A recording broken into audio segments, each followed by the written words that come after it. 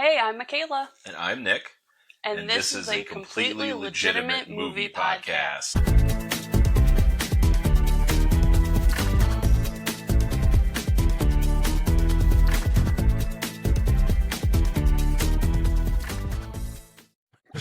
Hello, everybody. Welcome to this week's episode of a completely legitimate movie podcast. This week, we are reviewing the classic action movie Face Off. That movie where Nicolas Cage takes his face off. Well, you've ruined the whole thing now. There it is, everybody. Episode over. Spoilers. Makaila, tell us a little bit about the movie. Wait, you just fucking summed it up. I ruined the whole thing. So, yeah, the plot for this movie sounds as unhinged as the movie is. A FBI agent and a terrorist switch faces. That's the plot of the movie. Boy, is it. This came out June 27th, 1997. Tell us who brought us this masterpiece and who's in it. It was directed by John Woo, who did a bunch of other action movies. So I guess this is kind of like his realm of expertise. It stars John Travolta as Sean Archer. John Travolta's previous works, if you need them, include Saturday Night Fever, Grease, Look Who's Talking, Pulp Fiction, and Hairspray. Or if you're under the age of 15, you probably know him best as Capital One Santa. I was looking at this list and was like, wasn't he the Fonz? No, that was Henry Winkler. I can't believe I mixed them up reading this. He was not the Fonz. No, he wishes. You heard it here first. Anyway, keep going. And then we have Nicolas Cage as Castor Troy. That's the terrorist. What are you laughing over there for? I don't know. Go on. Because I said terrorist funny. He's the terrorist. It was just the way you said that. Sorry. No, you're fine. Previous works for him include Valley Girl, Vampire's Kiss, National Treasure, Ghost Rider. Sounds like I said Ghost Rider. Ghost Rider. Knowing, Kick-Ass, Renfield, and he also voices Spider Noir. In the Into the Spider-Verse movies. Yes. Yeah. Yes. And fun fact, over his 40-year acting career, he considers this movie one of his favorites to star in. It also stars Joan Allen as Eve Archer, who is Sean Archer's wife. Her previous works include Searching for Bobby Fischer, Pleasantville, the Bourne Supremacy movies, and she has been starring in some TV miniseries as of late. Did it win any awards? Yes, it was nominated for and won multiple awards. Most of them, I'm going to be honest, a lot of people probably haven't heard of these award shows, but it did win an MTV Movie Award for Best On-Screen Duo for John Travolta and Nicolas Cage. Well, that's something. Yeah, and then some more fun facts. Nicolas Cage and John Travolta spent 2 weeks together learning how to mimic each other's cadences and gestures. And then other people in mind for these roles included Arnold Schwarzenegger, Sylvester Stallone, Michael Douglas, who was actually the executive producer for this film, Harrison Ford, Robert De Niro, and Al Pacino. Oh, wow. They turned all of them down. Yeah, they were like, nope, it's going to be John Travolta and Nicolas Cage.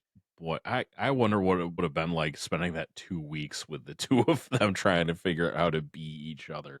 Yeah. Boy. Well, let's jump right into this unhinged nightmare. That is my gosh, you're so funny. It's a weird movie.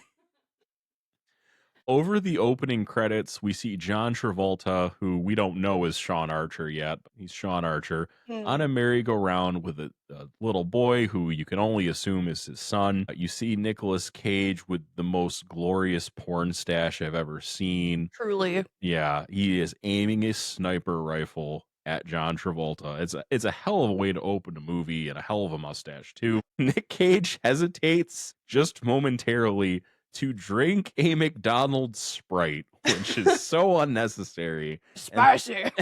He got the good Sprite. And then John Travolta is shot. Blood on the merry-go-round by Panic at the Disco. But oh no, the bullet traveled through John Travolta's chest and killed his son. Nick Cage kind of gives a face like, whoop, my bad. But John Travolta lived, and you can only kind of assume that Nick Cage is a very bad assassin. Yeah. Also, though, like, we needed the Nick Cage meme for this Nick Cage moment of like, how How did it go through his chest and kill his child? Like, he should also be dead?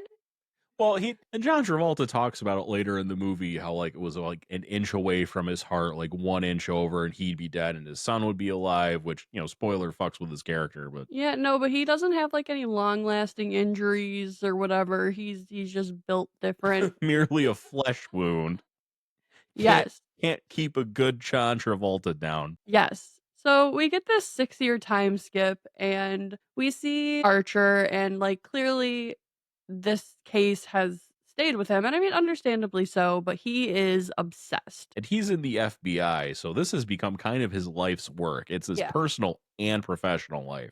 He is on the hunt for Nicolas Cage, who is Castor Troy, as you said, the terrorist, the terrorist. the man who shot and killed his son. We see Nick Cage as Castor Troy doing some sort of undercover thing at a church. He's leading a church choir for some reason. Yeah, and it's like I understand he's undercover, but like who the fuck just let him walk in? Like can anybody just be a priest? Maybe I but like if you're undercover, why are you in the most like out and open obvious thing? Like people look at you, you think you wouldn't want to be looked at. Yeah, well he's, a sociopath, I This is think.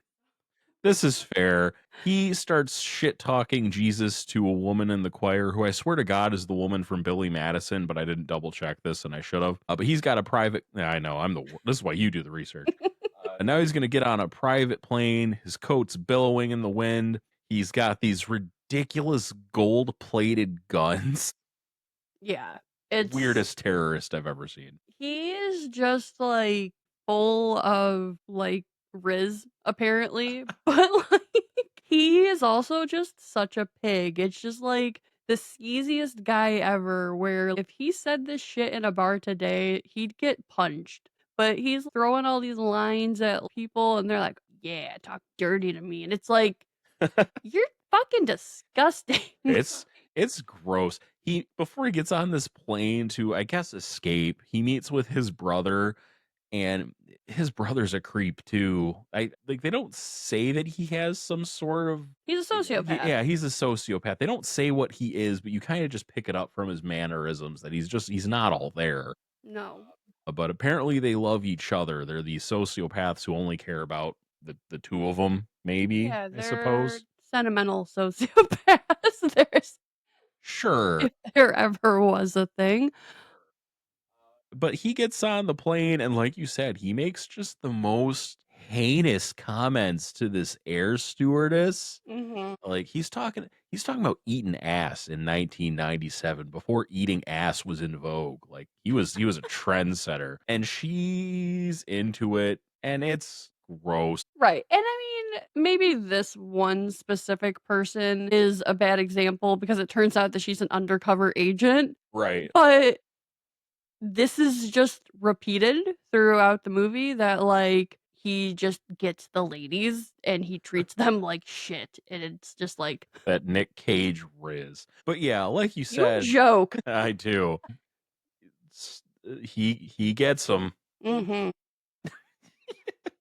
But yeah, spoiler alert, the whole plane thing was an FBI sting. The stewardess was playing along. So Castor Troy is holding everyone at gunpoint, trying to get away on his plane as just all these FBI trucks and jeeps and cars swarm it. He's trying to desperately make sure the plane takes off before they can stop him. Sean is there and he's on a helicopter to chase down Castor, and he lands the helicopter on the wing of the plane Yeah. to prevent takeoff.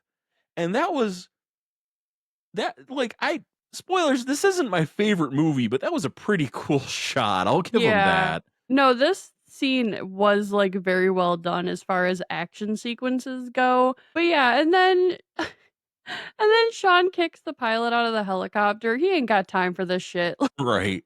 But so the plane can't take off. It crashes into a hangar. Castor and his weird brother, whose name is Pollux, which his parents didn't like him. Castor and Pollux. Castor and Pollux, they were set up for failure.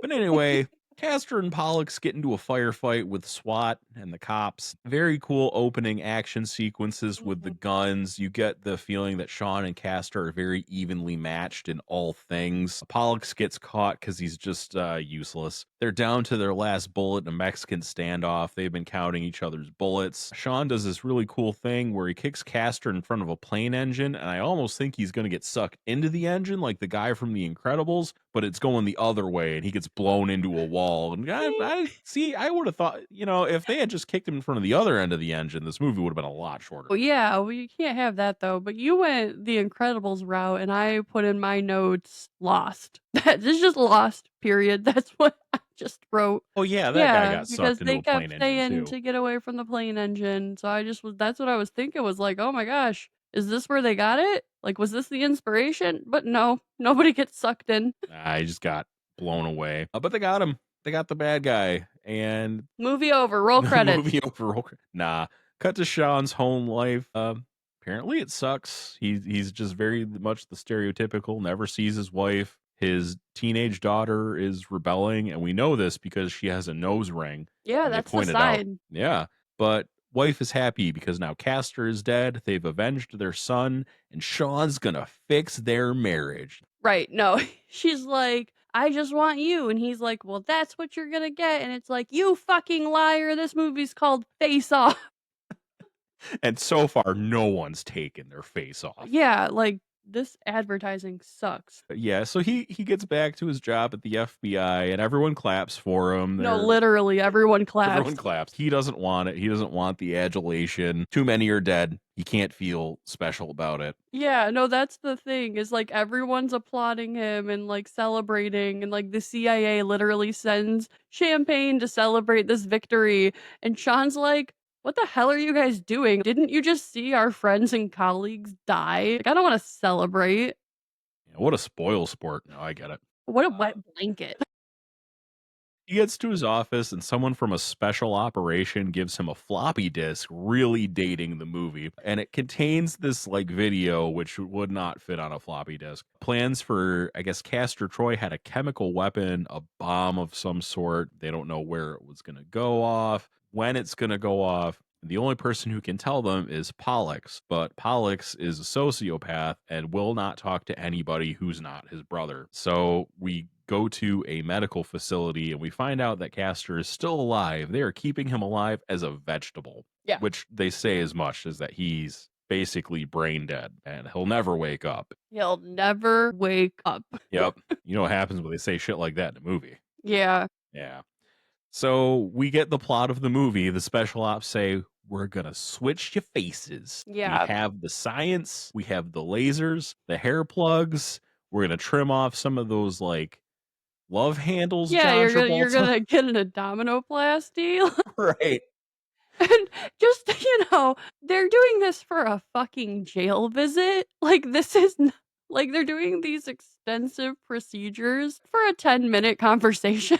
Important note because, they drop little things like this. So he slowly hands his friend his wedding band, which is important. It is. You're Yeah. right. That's an important detail. He's very reluctant to do this. Mhm. And he kind of gives his wife a very sad goodbye before doing the wedding ring thing. He says he's got one last rodeo, but she's heard this song and dance before. She's very let down. She's like, just go. Says goodbye to his kid who's asleep, which is probably good because she's a bratty teenage daughter who wouldn't want to be told goodbye anyway. And he is on the road again to take his face off. Yes. Time for the face to be. He's become the face off. We get to watch this face transplant surgery, and I mentioned on our trailer, I hate gore. I hated every second of this. Yeah. I'm, like, watching it with, like, "My god, this is so cool," and you're like, Yeah. Uh, Sean wakes up, looks in a mirror, sees that he now looks like his mortal enemy. He breaks the mirror, which I guess is probably why the rest of the movie, just spoiler alert, doesn't go very well for him. Right. Tells everyone to go fuck themselves. Tito reminds him Tito's his best friend he gave the wedding band to. Yes. Tito's like, remember who you are, and they drug him. He's not, but He's not. he essentially says that. And then, yeah, Archer keeps telling people, by the way, that his face itches, and something that they mentioned before he got this surgery was that he and Castor are not the same blood type. So as I'm watching this, understanding that this is a fictionalized movie, I'm like, why are we doing things like this? Because if you don't have the same blood type, like, yes, your face itches. You are allergic to the face. And that doesn't come up like it should. No, it doesn't, like, he keeps mentioning it, and then it's like, "Yeah, whatever," but it's like, your body wants it off of you, you are allergic to it, it's not your blood type. It's not your face. So he has 6 days to turn off the bomb so he can take his face off. Because that's all Pollux would tell them is that it's going to go off in 6 days and that they could go fuck themselves. But they send Sean, now looking like Castor, to this prison, and no one at the prison is in on this because they immediately treat him like shit. Yeah. And they've got like this magnetic floor, and they put him like in the iron boots from Zelda, so I he said sticks to the from floor. Doctor Who, the Cyberman. Oh, the Cyberman. No, did you ever play Twilight Princess? Yes? There's a whole dungeon that revolves around wearing like these iron boots on a magnetic ceiling, and I was like, "Oh man, Zelda just completely ripped this off." But yeah, they're wearing these metal boots. Everyone looks like robots. Yeah. Pollock sees him and he gets a creepy smile on his face because this guy plays a creep real well. Whoever they cast as Pollock, they did a good job. That guy looks he's so punchable. Castor immediately gets jumped by someone. Well, not Castor. Sean is Castor. I'm gonna fuck this up a lot. Yeah, we're it's gonna be a little messy, we'll try to be good about it, guys. Yeah. Sean, as Castor, gets immediately jumped by someone Castor had betrayed. And as Sean's getting beat up, Pollux is suspicious of this because it's like, my bro never gets beat up.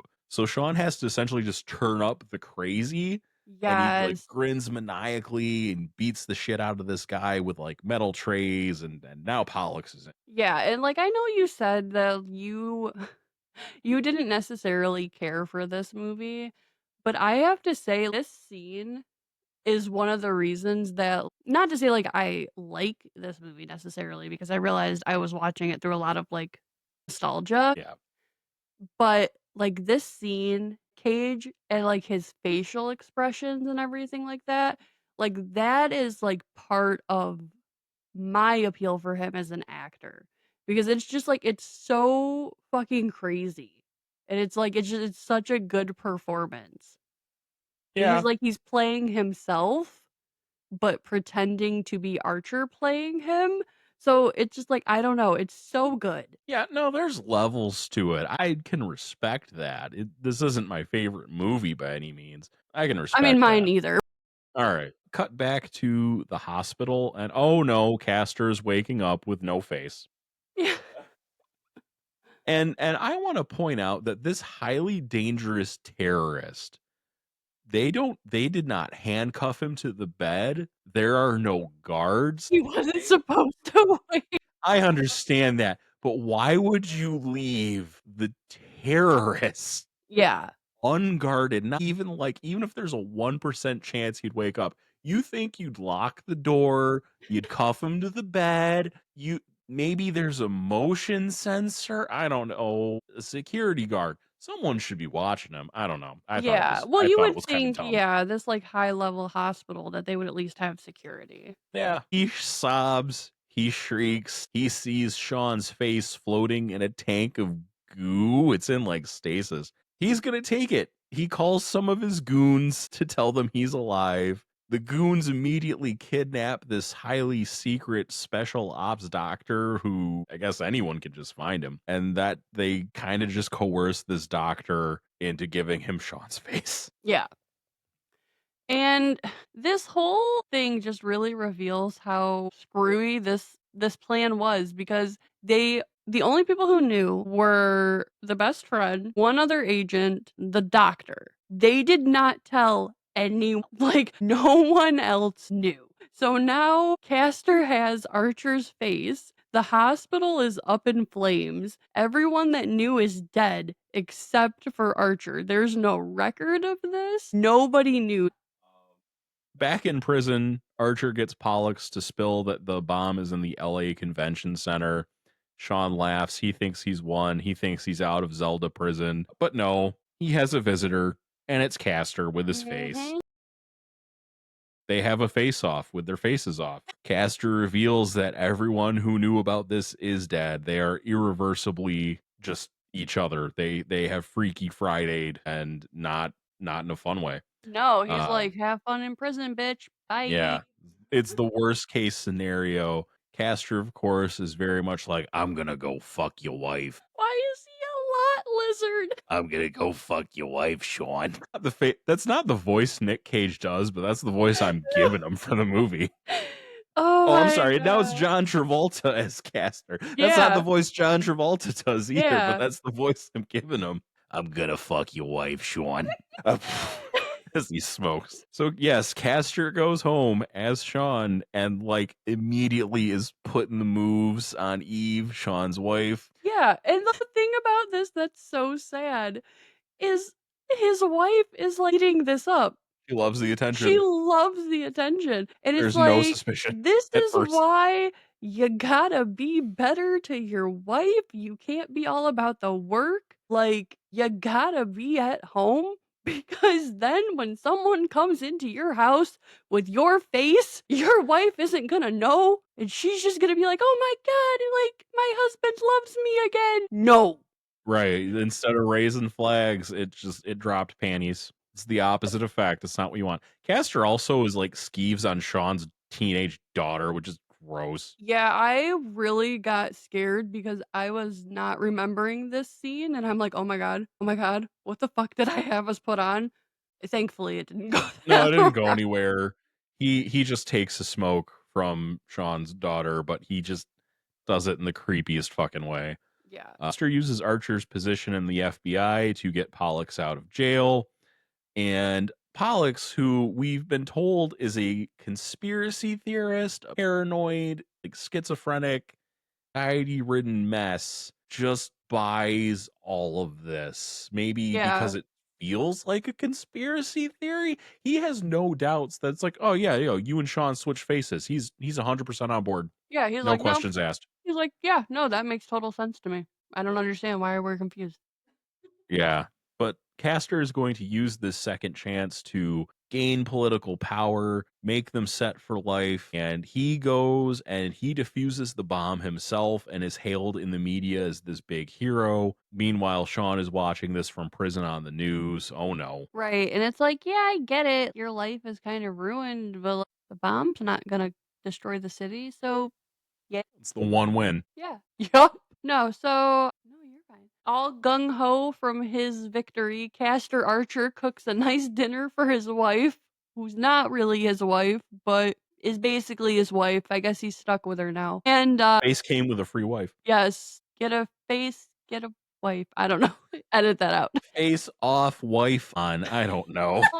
Archer Castor beats up a guard and gets himself sent to the clinic for shock therapy because that's apparently the only way you get out of this prison is breaking out. And the only way to break out is to get the boots off. And the only way to get the boots off is to be electrocuted. Yeah, he steals a cigarette from a guard, and that starts his fight. He gets sent to the electroshock therapy chamber. They take off the Zelda iron boots, and in the electroshock chamber is that thug that jumped Sean earlier. Sean manages to get someone to light his cigarette, burn someone's arm as they're putting him in the electroshock chamber, say some stuff to this like other inmate who's been shocked and looks like he's like brain dead. Yeah. Well, and don't forget though, this inmate as well, apparently Castor slept with his wife. So Yeah. he should, for all intents and purposes, hate Castor. Yeah, Sean just says to this guy who doesn't look like he can understand, I didn't sleep with your wife. She loves you. And this inmate just jumps to his defense and starts beating the shit out of all these guards for him. Like how Yeah. Sean knew this would work. It This was a doesn't gamble. like, apparently, that one expression just, like, showed so much character growth. This guy was like, "Oh, yeah, you're right. My wife wouldn't do that. Thanks, Castor." Yeah. And then they kill all these guards. They take their guns, they're shooting, it starts a prison riot. They've established that the guards at this prison are assholes, so it's kind of okay, but essentially it's just a bunch of evil people killing each other as Yeah. Sean tries to escape. Sean manages to get out on top of this prison to a helipad, and he realizes he's in the middle of the ocean. Right. Oops. Oops, where are you gonna go? Some guards fly around on a helicopter to shoot him. He runs around the helipad doing a bunch of like dodging of bullets before just jumping into the ocean. And I'm like, why didn't you just do that in the first place? Yeah, this is a screen test for Mission Impossible. They wanted to see if they could get enough interest before they did the whole budget for the movie. Sure. So back to Castor, who just, I guess, got done plowing Sean's wife.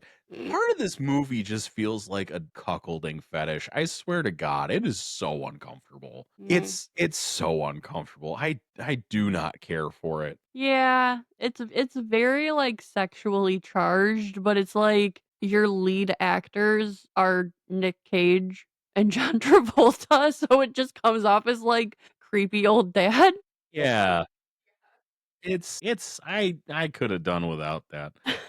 But Sean's wife is like, "Don't you remember what day it is?" And Castor, of course, doesn't fucking remember. But Sean's wife, again, does not flag this as like something's wrong. She's like, "No, Right. it's our son's birthday. We're going to the graveyard. It's Mikey's birthday." They go to the graveyard. Eve is sobbing that Castor took their little boy, and Castor looks real awkward. He's not emoting at all. Yeah, he's just I staring at this grave like, "Oh, shit, I did this."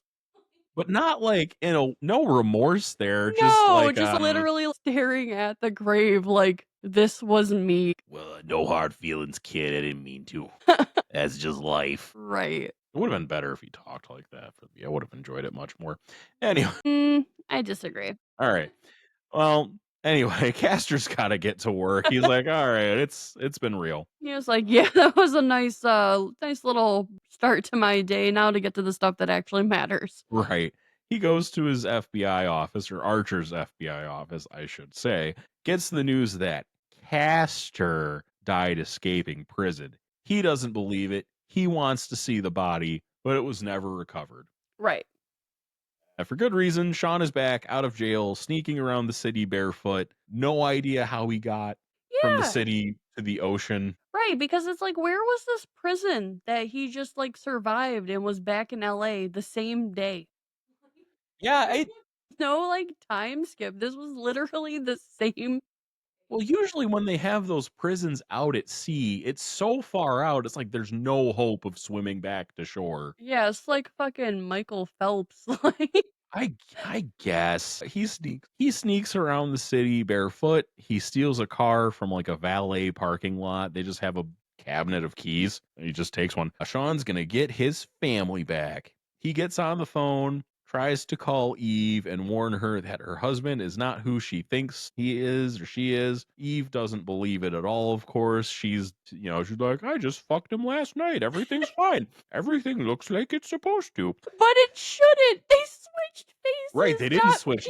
That's a penises. big plot hole. What, like, are their Right? penises the same? We don't know. Like, The world will never know. would maybe it's just been so long she forgot? Oh, that's sad. But like, you'd think like if there's a noticeable change in girth or length, what if one of them circumcised and the other's not? You're not going to forget that. Right, but also, like, you not all penises work the same. She didn't notice that it might have, like Curved differently. or just, like, moved differently, like, maybe Castor knows some things that Sean didn't, and she was just like, "Yeah, whatever." Well, that's the sequel is going to be penis up. Like that movie, someone out there's got their, like, wheels a spinning. Penis off. That's the perfect sequel. Anyway, so after calling his wife, who does Sean call? Castor, because of course you would warn your worst enemy. Right, like, "Hey, I'm back." Sean's like, I'm gonna kill you, you bastard. And Castor, of course, is like, not if I kill you first. And the game is afoot. Sean, with nowhere else to go, goes to Castor's old gang thinking he'll have a place there, and he's kind of right. They're just very happy to see Castor again. Yeah. All of Castor, I guess, just has a gaggle of bitches on retainer because they're all like, "Ooh, I'm your favorite peach, right, Castor? Ooh." And one of them is the girl from the church. Yes. Yeah, you're right. The girl from Billy Madison. Cass, I'm sure she's been in other I things. was just saying, you're gonna Google this later and just be like, "Fuck, I just deduced her to Billy Madison girl, and she's been in, like, 3 things that won Academy Awards." I've probably deduced her to Billy Madison girl, and it's not even the girl from Billy Madison. Castor tells Sean as Castor tells the gang, "We're gonna get Sean Archer and we're gonna take his face off." To which the gang members are like, "What the fuck are you talking about?" They say the phrase face off a few times just to squeeze out some more title drop in the movie. Right, just in case you've forgotten what the movie is called. They they give Sean some drugs and everyone trips balls for a while. This was really a bad idea because Sean has the weirdest drug sequence. He looks like he's gonna shoot a mirror. He's screaming at himself. He calls himself Castor Archer and Sean Troy and mixes their names all up. He He's just as confused as we are. Nick Cage really just plays crazy face as well as anybody, and he got to flex that muscle a lot in this scene. Yes, it's understandable why this was one of his favorites to film. Oh, yeah, he just got to be unhinged. While he's tripping balls, we cut to Castor, who's just really enjoying Sean's lovely home. He looks out the window and sees some guy forcing himself on Sean's daughter at the end of a date. Which I literally looked and I, again, did not Google this, and I was like, "Is that Danny Masterson?" That asshole from that 70s show? Yeah, Oh man, because I was like, "Holy shit." the movie called it.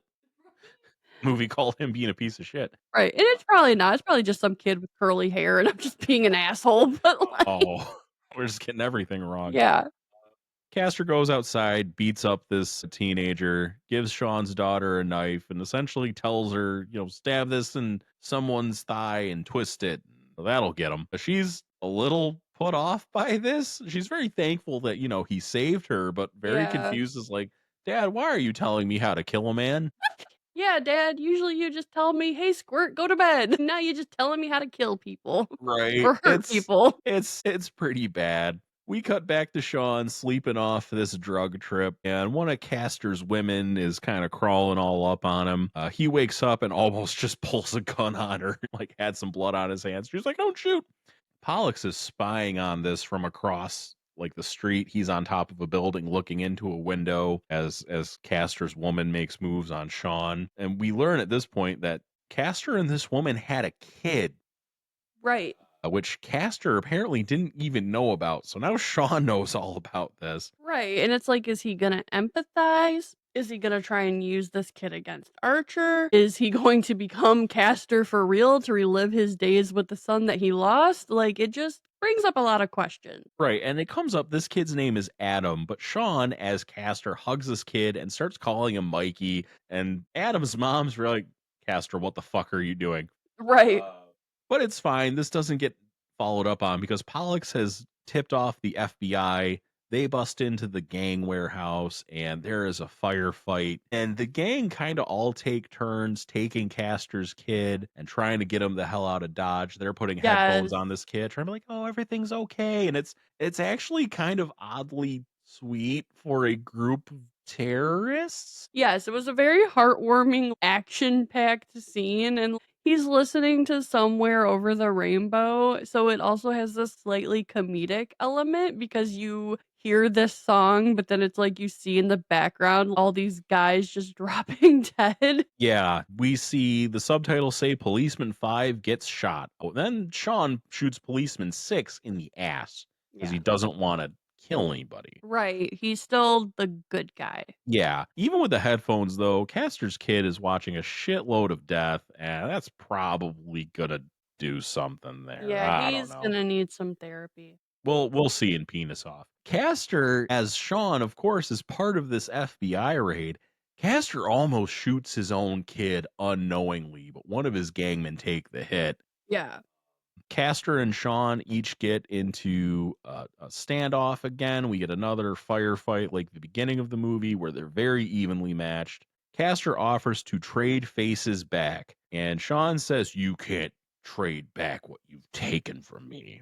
Sean goes to the roof to avoid Castor's bullets. He has more. Sean zip lines at Pollux, who is on the roof for some reason, and Sean drop kicks Pollux through a skylight and kills him. And Yes. now it's personal both ways because Castor sees his brother dead. And of course, an FBI guy is like, "Why are you so upset?" Why are you so upset, Sonny? Who's this guy to you? "I'm Sean Connery. I'm guest starring this week." Anyway, so Castor shoots this FBI guy right in the fucking head Right. because, his brother He got has killed. he has a perfectly logical question, and he's like, "Fuck you." Yeah. Castor's back in the FBI office. He is a hollow man. He tells the FBI director, who is having a heart attack as we speak, or he's grabbing his chest like something's stressing him out, Yeah. which is just very serendipitous timing for Castor because he tells the director, "I'm Castor Troy," and then like chops him in the neck to speed up the heart attack and kills him. It was like, oof. F in the chat. So then Castor calmly tells the office that it was a heart attack. Sean, with nowhere else to go with Castor's gang dead, goes back to his house. Which is a terrible Terrible idea. idea. This is bad. Eve is there. She, of course, sees him and freaks the fuck out. Sean tries to explain this, but of course, Eve does not believe it. She has no reason to.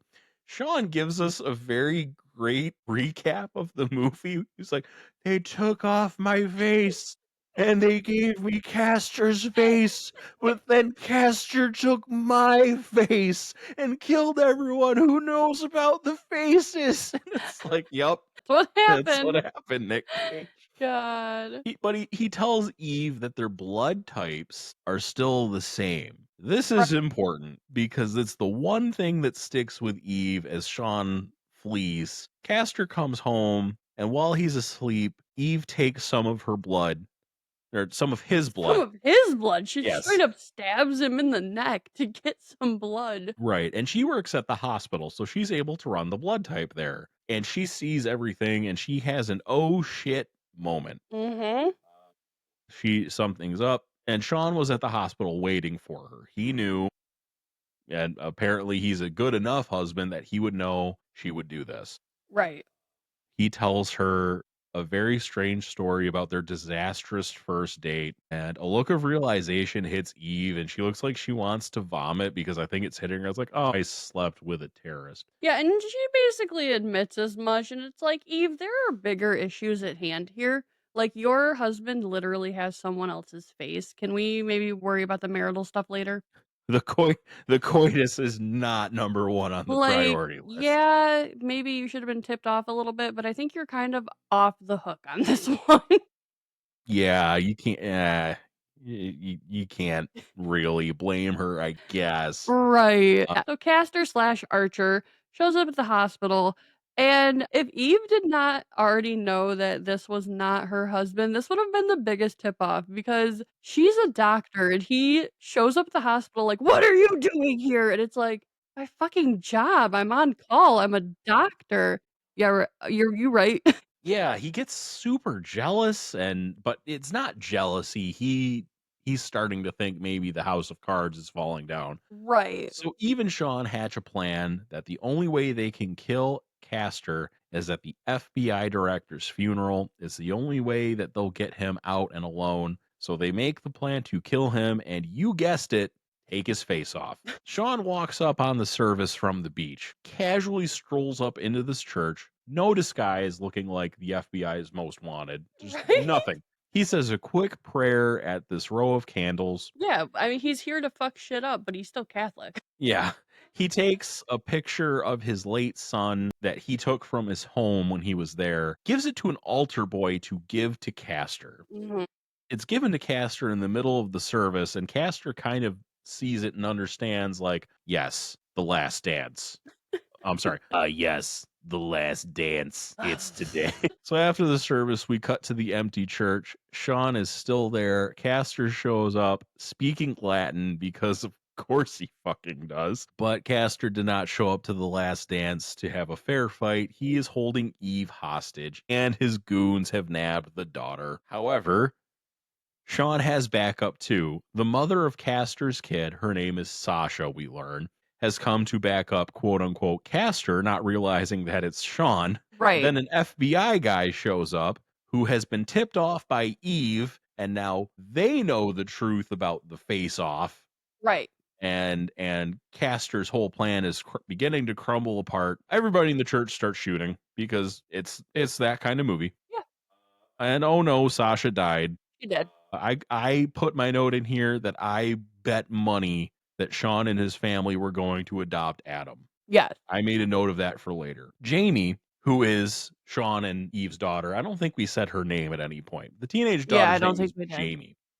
Uh, as she's getting abducted, we get a weird moment of comedy as she falls down some stairs, like butt first, as Sean and Castor are fighting.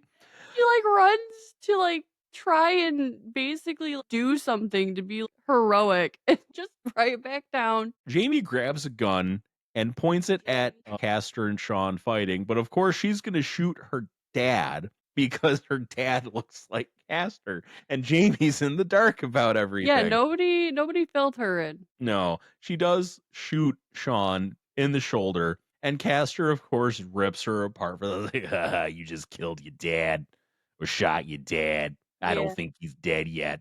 And he grabs Jamie and is going to use her hostage, but Jamie stabs him in the leg with the knife that Castor gave her. So, Right. He, that bit him in the ass. yeah, I was gonna say he shot himself in the foot, but no, really, he stabbed himself in the leg. Yeah. Okay. Lot lizard. Yes. Castor shoves her aside, threatens her with a gun, and this just starts kind of limping away. Yeah. They're He's by the going ocean. down, but not without a fight. Right, they're by the ocean, like, this church was on the beach, he's limping towards the dock, and so many people basically just come up to him and like, "Oh, buddy, what's the matter?" Bang, they just get shot. He's going on a killing spree in broad daylight, He has no time for anyone's bullshit. If you so much as look at him, he's gonna blow you away. and he did to multiple people. He steals a motorboat, and by steals, I mean he shot the owner in the head and kicked him into the water and then stole the motorboat. Sean is giving chase during all of this. He steals his own motorboat. We get a motorboat fight. We get some bumper boats. Yes, and we get these semi-automatic weapons, and it's they are just perpetually shooting these off, and I don't know a whole lot about guns, but I'm like, don't these things eventually run out of ammo? I felt like this was like a 5 or 6 minute scene, and these guns did not stop one time. Not once. Nobody reloaded, it just kept going. But there's a police boat at one point, and Castor apparently, if you're not a named character, that's when he has like Hawkeye accuracy and just flails this weapon around, kills every single one of them. Sean's boat rams the police boat and it explodes. Well, it doesn't explode yet, but it's caught fire and it's flying through the air. He ramped off this boat. So he jumps onto Castor's boat and then his boat explodes. Yes, and this whole fight sequence, like, literally up until they get back onto the beach again, is just giving like, that scene in Family Guy where, like, Peter's beating the shit out of that chicken. Oh, the chicken fights in Family Yes. Guy. Yeah. Like, that's literally what it's giving is just, like, this fight that just lasts through everything. Scenes changing, and they're just still going at it. Right, they can take an insane amount of punishment, Yeah. and at one point, Sean's just barely hanging on to the side of the boat. It's like, that would not you could not just hang on to the side of the boat. It's ridiculous. The boat crashes at some point, they're fighting each other so much that no one can drive the boat, and they fly onto the shore right next to some building on the harbor. The boat explodes in a fiery wreck because why have one boat explosion when you can have two? They crawl towards each other and continue to just throw hands, and Castor's winning until Sean stabs him with a harpoon through the stomach. And as Castor is starting to bleed out, he's like, you're never gonna get your face back," and starts trying to carve it off himself with a knife. And then the harpoon gun finally goes off, and it just wrecks Castor, and he's finally fucking dead. Yes. Finally. The sirens come, of course, backup arrives after Castor is dead. Thankfully, everyone seems to be filled in that Archer is Archer, thanks to blood and DNA and stuff. So that's good. And they're going to bring in a surgeon to fix Sean. And before they go to the hospital, Sean takes his wedding ring back off Castor's corpse. Yes, because that's his, damn it. This new surgeon shows up, and Archer says that he doesn't need this old bullet wound anymore. And I don't think we mentioned this at the beginning, but he still has, the bullet wound, and they had to take it off because obviously he wouldn't look like Castor with it. People Right. would be like, why do you have this bullet wound? But he's like, I don't need it anymore. I am changed. I am done living in the past. And it's like, okay, but it probably got destroyed in the fire anyway, so Right. I don't know why this whole hospital would have caught on fire and this, like, bullet wound little piece of skin would have somehow gotten saved. Right. Also, too, they made such a big stink at the beginning of the movie how this doctor who did the face transplant was like the only doctor who could do this. No, normal bread and butter surgeon gets them fixed Yeah, quite back to surgeons normal. and their fucking egos, man. Yeah. Just like, "I'm the only one. I am the best surgeon," and it's like, "Nah, that guy also went to the same medical school as you. He can Right. do this." No, it's fine. Surgeons are great. If I ever go under the knife, I really need you guys to know that I respect you. Please don't accidentally kill me. No, just Oh boy. Fade to white. Sean is home now with his normal John Travolta face back. His face has come off and has now come home. That'll be the third movie is Face Home. face off, Penis penis off, off, face face home. home. Eve is very happy that her husband is back and back to normal.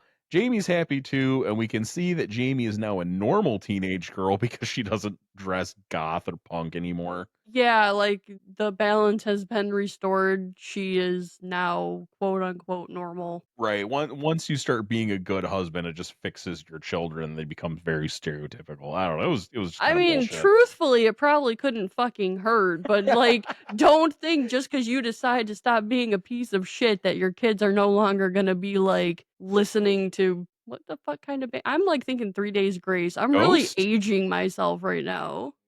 Ghost? I don't know. Or Ghost Goth? Is it a goth band? Evanet? I don't know. Man, whatever. Yeah, we're We're really teenage. fucking aging Yeah, ourselves right what do, now. what do angsty Fucking teenage millennial. girls listen to? Evanescence still?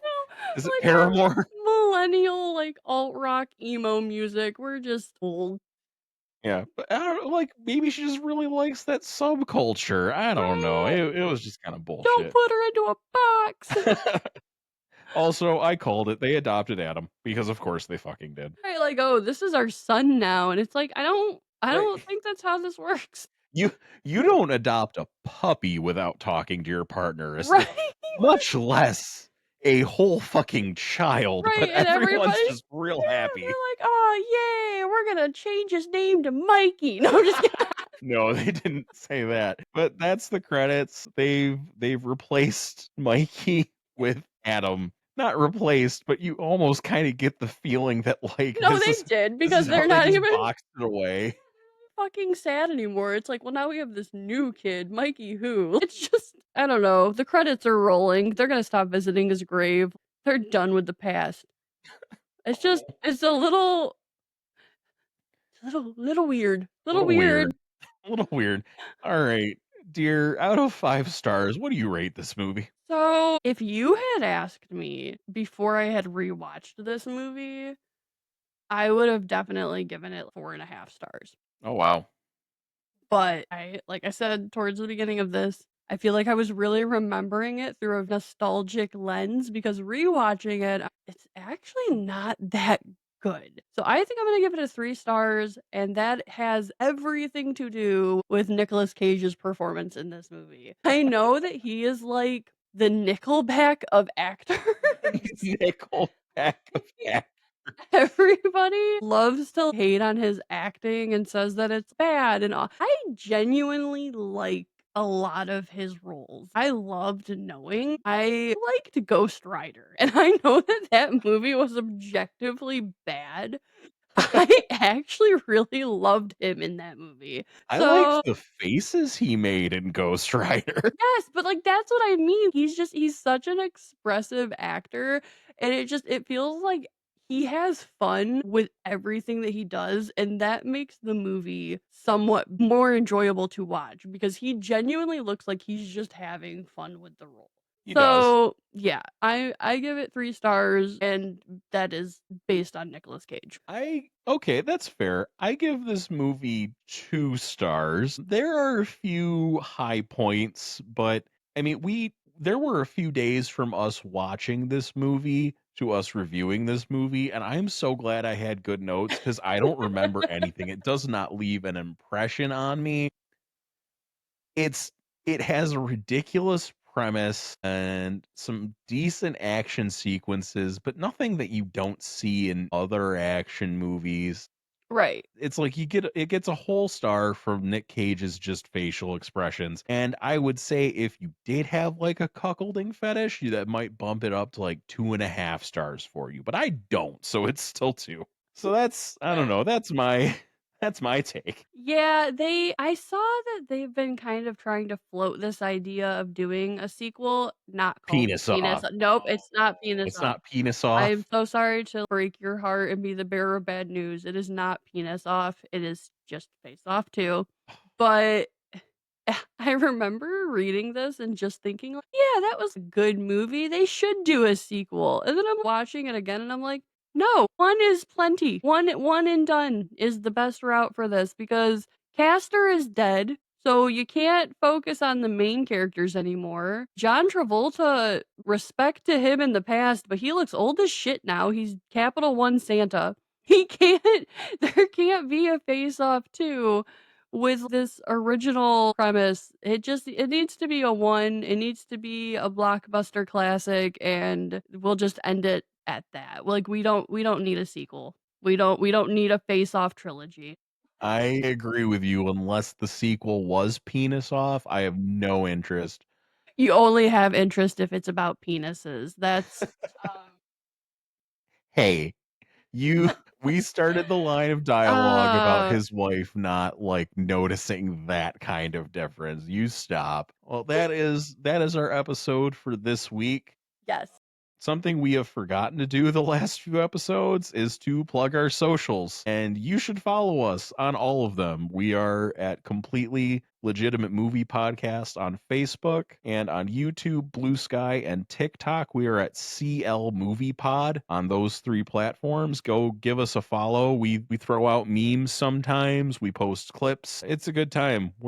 I don't know. If you like this, you probably think we're funny. I don't know why else you'd put up with us if you didn't, to be Right. honest. I mean, we're fucking hilarious, and if you disagree, then fuck you. No, I'm just kidding. Lost both our listeners again. No. Hi, Mom. All right.